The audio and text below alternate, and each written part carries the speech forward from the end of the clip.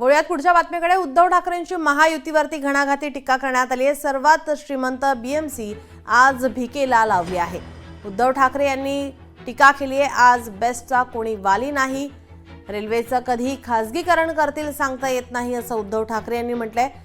तुमच्या निष्ठेची आपण दखल घेतली आहे, आपण एकत्र राहिले पाहिजे, कोणी कितीही समोर आले तरी आपली शिवसेना संपू शकणार नाही असं उद्धव ठाकरे यांनी म्हटलंय।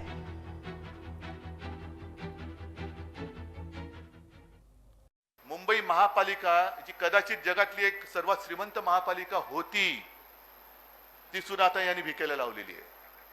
म्हणजे वाईट एवढ्या गोष्टीचं वाटतं की कष्ट करून करून करून तुम्ही सगळ्यांनी कष्ट करून मुंबई महापालिका ती कोणे एकेकाळी तोट्यात होती, ती आपण नफ्यात म्हणजे मुदत ठेवी तिच्या वाढत नेल्या। 92,000 कोटीपर्यंतच्या मुदत ठेवी होत्या, आता त्या 80,000 कोटीपर्यंत आल्या। 80,000 कोटीपर्यंतच्या मुदत ठेवी त्या आहेत फिक्स्ड डिपॉझिटमध्ये, आणि 2-2.5 लाखापर्यंतची 2.5 लाख कोटीपर्यंतची म्हणजे देणी यांनी करून ठेवलेली आहे। आता एवढं देणं यांनी मुंबई महापालिकेच्या डोक्यावर करून ठेवलंय की जवळपास पुढची 23 वर्ष ही कामं ह्याची देणी आपण देत राहू। हा कुठल्या दिशेने कारभार चाललेला आहे?